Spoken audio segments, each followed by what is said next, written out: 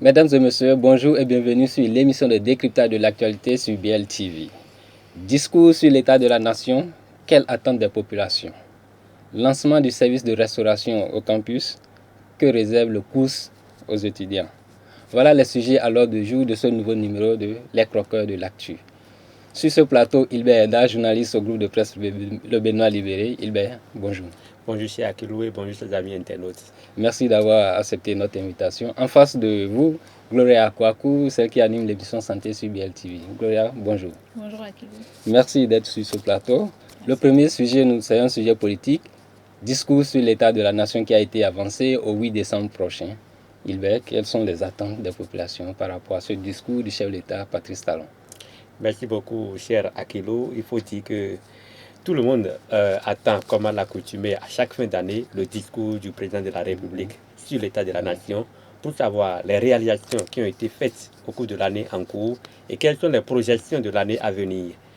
Cette année, le discours sera effectué le 8 décembre prochain pour effet des élections qui se pointent à l'horizon parce que selon le calendrier électoral, les députés ne seront pas à mesure d'être au Parlement le 30 décembre comme on avait l'habitude de le faire parce que c'est la période de campagne électorale. Donc, qui démarre le 23. Qui démarre le 23 décembre prochain. Donc pour ce faire, le programme a été revu. Le président de la République, son Excellence Patrice Talon, sera à la représentation nationale le 8 décembre prochain pour expliquer au peuple béninois les réalisations qui ont été faites au cours de l'année 2022 et quelles sont les projections de l'année en cours.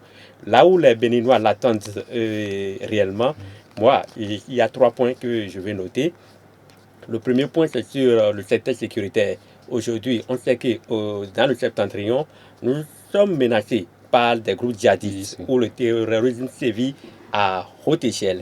Et pour ce faire, il a déjà entrepris des démarches. Il a voyagé récemment à Accra, sur l'initiative d'Accra, où de nombreuses décisions ont été prises pour aller contre ce mal-là dans la sous-région avec les autres chefs d'État africains de l'espace régional.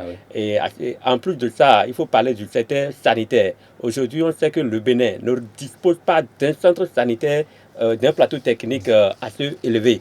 Et le président Talon est en train de travailler pour qu'aujourd'hui, nous ayons un plateau technique élevé avec l'annonce des hôpitaux de référence. Des hôpitaux de référence qui sera construit bientôt à Bomé-Calavi. En cours d'achèvement. En cours d'achèvement. Donc, je pense que tout ça là, le président doit quand même rassurer le peuple béninois que un travail est en train d'être fait et sera finalisé dans les tout prochains jours. Le troisième point alors? Le troisième point, c'est au niveau des enseignements de tous ordres, à savoir les 3 enseignements, primaire, secondaire et supérieur. Quand nous prenons le primaire et le secondaire, bon, tout ça ensemble, aujourd'hui, il y a une catégorie d'enseignement, qui attendent le président. Il s'agit de la catégorie des AME, aspirants au métier d'enseignant. Cette catégorie qui jusqu'aujourd'hui... Les aspirants. Oui, les aspirants. Qui jusqu'aujourd'hui crient les ras-le-bol par rapport à les conditions de vie et de travail. Et qui appellent l'autorité, le premier magistrat de ce pays, à venir à leur secours pour les sortir de cette situation précaire qu'ils vivent. Mais jusque-là, la situation n'est pas encore levée. Au point où ils réclament 12 sur 12 de salaire, on les a rassurés qu'ils les auront, mais jusque-là, rien n'est fait. L'autre aspect, quand nous prenons tout le corps enseignant, jusqu'à aujourd'hui, il avait été annoncé par le président de la République sur l'état de la nation, j'ai dit l'état de la nation, à l'orée de la nouvelle année 2022, qu'il y aura revalorisation des salaires. Et tous les enseignants avaient les yeux rêvés sur le mois de novembre, qui tire vers sa fin, et c'est le 30 novembre prochain. Donc je pense que, au-delà de tout ça, tout le monde attend le président Talon sur ces 3 points, et je pense que à l'arrivée, il sera quand même situé le peuple béninois sur ce qu'il va faire pour la nouvelle année 2023. Mais je pense que sur cette affaire de revalorisation, il y a déjà une vidéo qui circule par rapport à la promesse qui a été faite en décembre 2021 et que le président doit savoir que les gens l'attendaient sur cet aspect-là. Et Gloria, quels sont à ton niveau les points sur lesquels le président est attendu? Bon, je pense que mon collègue a déjà évoqué les 3 sujets-là. Les 3 sujets-là sont vraiment importants parce que le développement d'un pays passe par tout ce qui est enseignement, santé et après développement. Donc, on espère, on attend le président de la République sur ces 3 sujets-là. Et on l'attend également sur d'autres sujets. Il y a les infrastructures qu'il est en train de faire. C'est vrai, ça évolue. Mais le peuple a faim. Il a dit d'espérer, il nous a dit pour son premier mandat de serrer la ceinture. La ceinture est toujours là. On va étouffer. C'est le rehaussement social en fait qui est en cours. Le second mandat, c'est ce qui a été annoncé. Oui, le rehaussement social, oui, il l'a dit. Mais là, c'est vrai qu'il continue de construire le pays, ça il faut l'avouer. Mais en termes de social, qu'est-ce qui est fait? On sait que la ministre des Affaires sociales, des Affaires sociales quand même, travaille au quotidien, mène des actions à l'endroit des filles, à l'endroit des personnes démunies et tout. Mais à l'endroit des citoyens lambda, quelle action sociale est menée vers ces personnes-là? Et l'action sociale que ces citoyens-là espéraient, c'était la revalorisation des salaires. Dans la vidéo du président qui circule, la vidéo qu'il a faite en décembre passé, je pense qu'il avait promis 20 milliards pour le social. Ces 20 milliards-là sont où? Oh, comme les Anglais le disent, that's the question. La question reste posée parce que réellement, le salaire, il faut dire que c'est ce qui était le plus attendu au niveau de ces promesses de 2021. Exactement. Et voilà, en 2022 qui finit déjà. Et puis, le 30. On est toujours là. Donc, on attend le chef de l'État. Normalement, le discours doit être fait la dernière semaine de l'année, mais en fonction de tout les programmes qu'il a, d'abord les programmes qu'il a, son voyage, voilà, et puis tout le chronogramme des élections également, donc il repousse ce discours-là au 8 décembre. Espérons que, peut-être comme c'est avancé, qu'il y aura de bonnes nouvelles aussi. Donc, nous allons passer au second sujet, mais en attendant, nous allons marquer une pause. À tout à l'heure.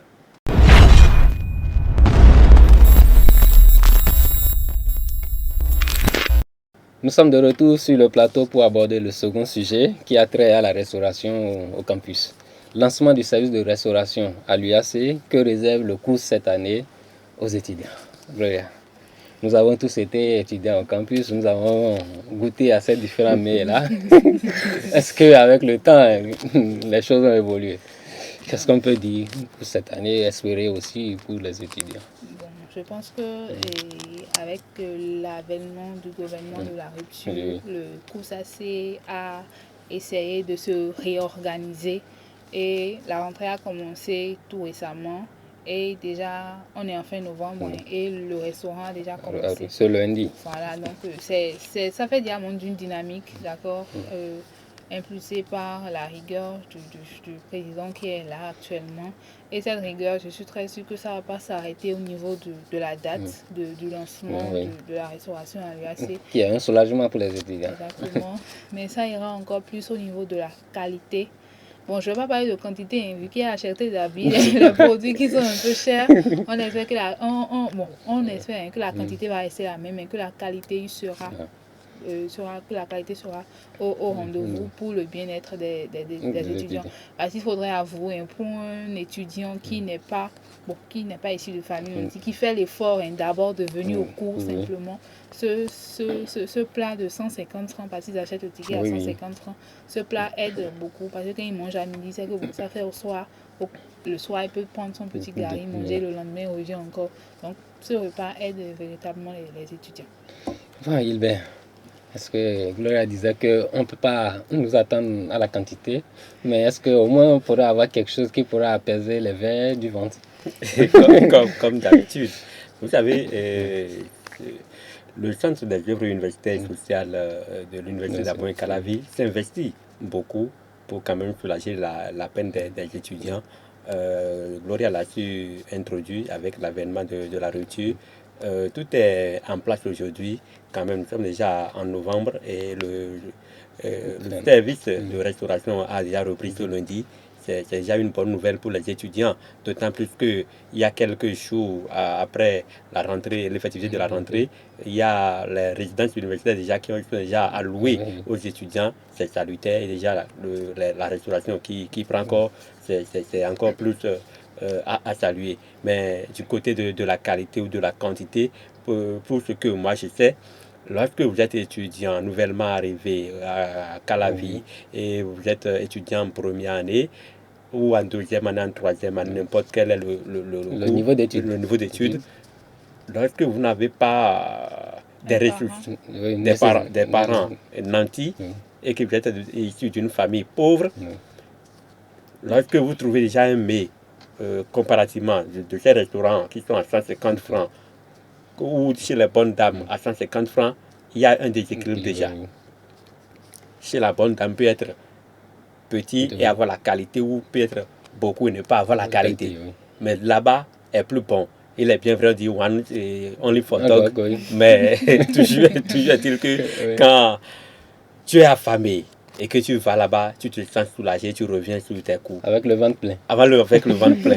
Donc on peut dire... Un peu d'eau, et voilà, tu disais bien. Et dans la soirée, tu peux savoir que tu peux prendre de l'eau, bien du garri, tu reviens demain très frais pour suivre encore les coups. Et Gloria, qu'est-ce qu'on pourrait attendre du côté des étudiants par rapport à la restauration? Donc, du côté des étudiants, d'abord, c'est toute chose à l'UAC, tout le monde sait que la règle, c'est la queue. Oui. Donc, c'est la norme. C'est la vie d'étudiant. D'accord, donc qu'ils aillent acheter leur ticket, qu'ils fassent le rang, qu'ils ne fassent pas du désordre dans le rang. Et je pense qu'avec les agents, je pense de la police universitaire quand même qui régule leur entrée dans le restaurant, qu'ils ne fassent pas la pagaille et puis tout le monde sera servi. Et on espère aussi que les bonnes dames seront aussi au rendez-vous, vont préparer la quantité qu'il faut pour nourrir les étudiants qui sont là. Et servi avec une certaine politesse aussi. Oui, c'est là où je voudrais en revenir parce qu'elle parlait de police universitaire. Il y a le ministre de l'Intérieur qui avait sur soi toute assemblée de police universitaire, code et autres donc, sur le campus. Donc, pour cette gestion, je pense qu'il y aura une méthode pour quand même gérer cette affaire. L'autre chose que moi je voudrais rappeler, c'est peut-être de demander au centre des œuvres universités sociales de construire d'autres restaurants à l'intérieur du campus. Parce que vous savez, quand on prend un restaurant, qu'il s'agit du restaurant E ou du restaurant Bide, le nombre est fou. Il y a un restaurant il y a la liste et comment dire, la queue vraiment, elle est longue. Je pense qu'il faut revoir cette attitude-là.